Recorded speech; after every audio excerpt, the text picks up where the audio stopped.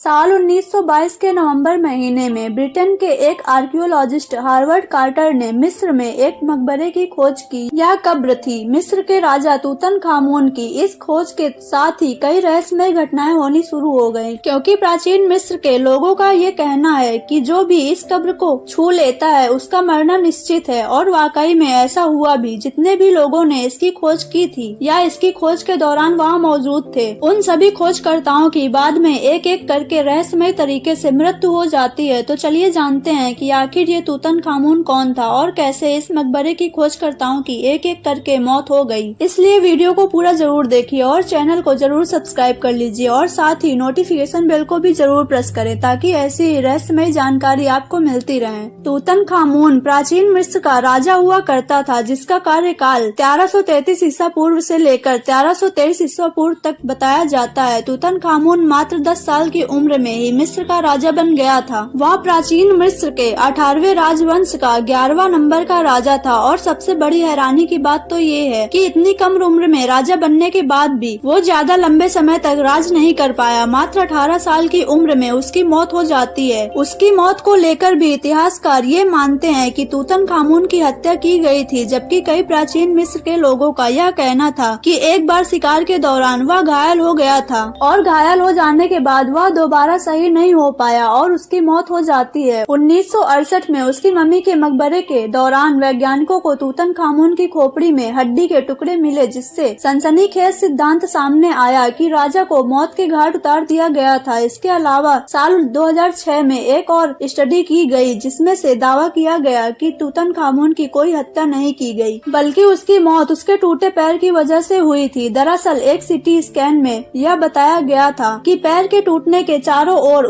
लेपन role की एक पतली कोटिंग दिखाई दी थी, जिससे यह पता चलता है कि तूतनखामून ने मरने से पहले अपना पैर तोड़ दिया था और शायद उसकी मौत की वजह इस घाव का संक्रमण भी हो सकता है। जीते जी कभी भी इस राजा को इतनी शोहरत नहीं मिल पाई जितनी इसकी मौत के बाद, इसकी कब्र के मिलने के बाद इसे मिल पाई। दरअसल जब इसकी कब्र मिली थी तो उसकी हड्डियां और उसके मकबरे का अधिकतर सामान सही सलामत हालत में मिला था। इसके अलावा इसकी कब्र को खोजने में बहुत ही ज्यादा वक्त लगा था। इसकी वजह ये थी कि उसका मकबरा एक दूसरे मकबरे के नीचे छुपा हुआ था। इसकी खोज करने वाले आर्कियोलॉजिस्ट हार्वर्ड कार्टर ने अपनी स्टडी में लिखा था कि जब मैंने पहली बार तूतनखामून की मम्मी को देखा तो मम्मी ने तावीज पहन रखा था और पूरा चेहरा सोने से बने मास्क से ढका हुआ था। जब हार्वर्ड कार्टर अंदर गए तो वहाँ उन्हें काफी ज्यादा खजाना भरा हुआ मिला था और इसी खजाने के बीच तूतनखामून की मम्मी की खोज की गई थी। फिर यहीं से शुरू होता है इसकी खोज करने वाले लोगों की रहस्यमयी तरीके से मौत। 5 अप्रैल 1923 की सुबह मकबरे के खुलने के 2 महीने बाद काहिरा के एक होटल में एक संक्रमित मच्छर के काटने से निमोनिया और खून में जहर फैलने से लॉर्ड कॉर्नवालिस की मौत हो जाती है। दरअसल लॉर्ड कॉर्नवालिस वो व्यक्ति थे जिन्होंने इस पूरे मिशन में पैसे लगाए थे और सबसे पहले इसी ने फरवरी के महीने में इसकी खोज करने वाले हार्वर्ड कार्टर के साथ पहला कदम इस मकबरे के अंदर रखा था। और सबसे पहले मौत भी इसी इंसान की होती है। इसके कुछ हफ्ते बाद ही मकबरे में जाने वाले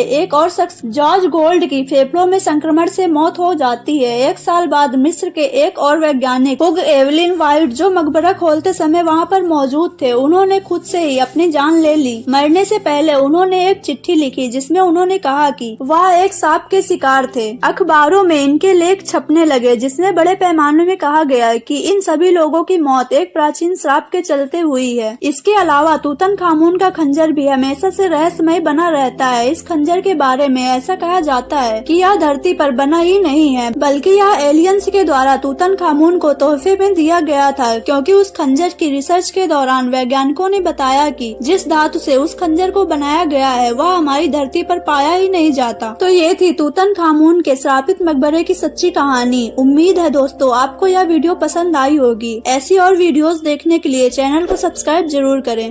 धन्यवाद। नमस्कार।